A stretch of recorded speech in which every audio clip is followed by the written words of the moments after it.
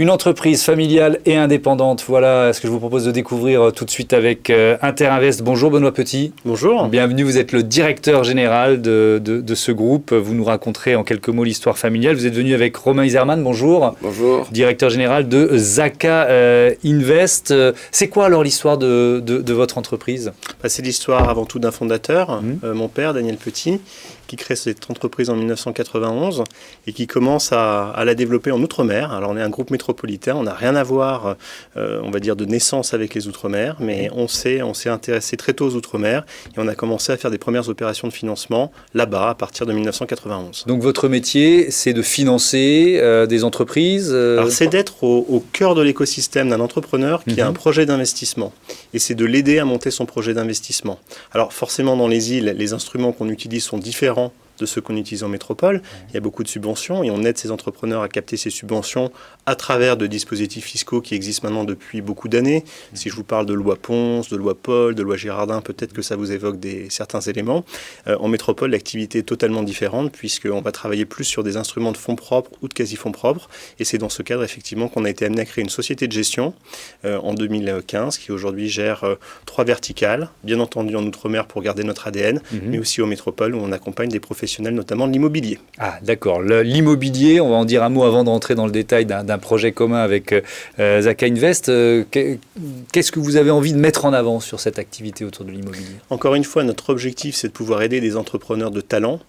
On intervient toujours de façon minoritaire, donc on n'est jamais celui qui décide in fine des projets, mais on est celui qui accompagne financièrement la réalisation de projets. On le fait via des fonds d'investissement, donc qui sont régulés par notre autorité de tutelle, l'AMF. Donc on monte des fonds, on fait rentrer des investisseurs, et bien entendu on vient sélectionner les meilleures entreprises qu'on trouve pour le compte de nos fonds. Est-ce qu'il y a une dimension d'accompagnement dans votre activité ? Alors j'ai envie de vous dire, et c'est très contre-intuitif, il y a beaucoup de fonds qui vous diront qu'ils accompagnent les entreprises. On a tendance à penser chez nous que les très bons entrepreneurs, ils n'ont pas forcément besoin d'être si accompagnés que ça. Ouais. Ok. Alors ce projet, pourquoi vous avez voulu que Romain Iserman soit présent dans l'écosystème avec vous ? Alors j'ai envie de vous dire que c'est un peu inversé. Moi je suis très flatté que Romain Iserman ait souhaité qu'on soit à ses côtés dans le cadre de ce projet. Et d'ailleurs c'est souvent comme ça puisque les entreprises qui sont des belles entreprises ont plutôt le choix de leur investisseur que l'inverse. Et donc c'est dans ce cadre effectivement qu'on a été amené à connaître Romain. Je pense qu'il a apprécié tout simplement notre simplicité, notre efficacité. On a été 2 sociétés de gestion à s'intéresser à ce deal avec qui effectivement on a fait un deal similaire. C'est exactement la même chose pour la même taille.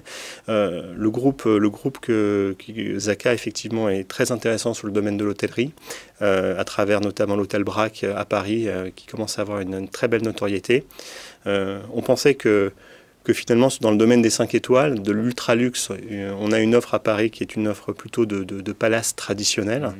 Et que le positionnement de Braque est particulièrement intéressant, puisque pour tout ce qui est nouvelle génération, entrepreneurs, personnes qui ont une certaine réussite, mais qui n'ont pas encore un âge forcément très mature, on est sur un positionnement d'hôtel qui est effectivement très sympathique. Alors effectivement, c'est une histoire d'hôtel qu'on va raconter maintenant. L'hôtel Braque à Paris, en fait, c'est une chaîne que vous êtes en train d'essayer de monter, de développer ? Oui, en fait, donc Zaka Investments gère la foncière d'un industriel relativement important. Et dans le cadre de cette foncière, on fait beaucoup d'investissements immobiliers, principalement sur Paris, en bureaux, commerce, et on en est venu à faire de l'hôtellerie.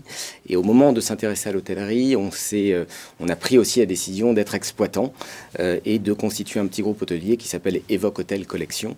On a ouvert déjà 4 hôtels à Paris à date, dont l'hôtel Braque dans le 16e arrondissement, positionné sur un marché un petit peu particulier, comme le disait Benoît, qui est finalement, il y a une offre assez faible sur une offre très très qualitative, très luxueuse, mais beaucoup plus accessible au plus grand nombre et un petit peu moins classique. Oui, on a un peu moins le sentiment de rentrer dans un palace avec la lourdeur que ça peut représenter. Exactement. On a inversé tous les codes en fait. C'est-à-dire que quand vous arrivez dans l'hôtel, vous n'arrivez pas dans un hôtel, vous arrivez d'abord dans un restaurant ou dans un club de sport et l'hôtel finalement est à l'étage. Donc on est vraiment dans un schéma inverse et quand vous êtes dans le restaurant, vous êtes dans un restaurant et non pas dans un restaurant d'hôtel avec tout le cérémonial ou le blocage classique. Et donc ces codes-là, vous voulez les dupliquer à Madrid et c'est là que vous êtes sur un projet commun. Exactement. Donc maintenant, je pense que l'hôtel Braque est relativement à peu près installé et l'idée est plutôt de développer la marque dans les principales capitales européennes. On vient de commencer par Madrid, on est en train de développer aussi potentiellement Rome. Et c'est dans ce cadre-là qu'on a fait connaissance avec Interinvest et Ternam, qui sont tous les deux associés maintenant avec nous, pour une problématique assez simple, nous qui faisons beaucoup d'investissements, c'est qu'on ne se rend pas compte, c'est qu'en France, en fait, le financement est exceptionnel. On a accès... Les banques que vous suivent, quoi. Globalement, les banques suivent assez bien, et c'est qu'en partant à l'étranger qu'on réalise que c'est beaucoup plus compliqué. Que ce soit à Londres, à New York, en Espagne, en Italie, les quotités prêtées par les banques sur les projets sont souvent bien moindres, et du coup, nous, investisseurs, on a la nécessité d'investir beaucoup plus d'equity et de cash dans les projets. Et c'est dans ce cadre-là, finalement, qu'on a ouvert du capital pour compenser les quotes-parts de fonds propres nécessaires au projet à Madrid et certainement par la suite. Donc cet hôtel, il a déjà ouvert ou il s'apprête à ouvrir à Madrid ? On a acheté cet immeuble il y a 1 an. Maintenant, ça y est, on a le permis définitif dans 1 mois. On a déjà lancé une grande partie des travaux, de tout ce qu'on pouvait faire avant permis, on va dire. Et c'est un hôtel qu'on ouvrira fin 2022, début 2023, sur un marché madrilène qui a complètement changé, parce que Madrid est devenue la vraie capitale économique de l'Espagne. Il y a un dynamisme incroyable, mais avec une hôtellerie qui a encore 15 ans, 20 ans de retard. Donc il y a du potentiel de développement. Il nous reste moins de 30 secondes, pardon, mais pour dire un mot justement de votre potentiel de développement, comment vous voyez la suite ? Le potentiel de développement, il va être fait de beaucoup d'opportunités.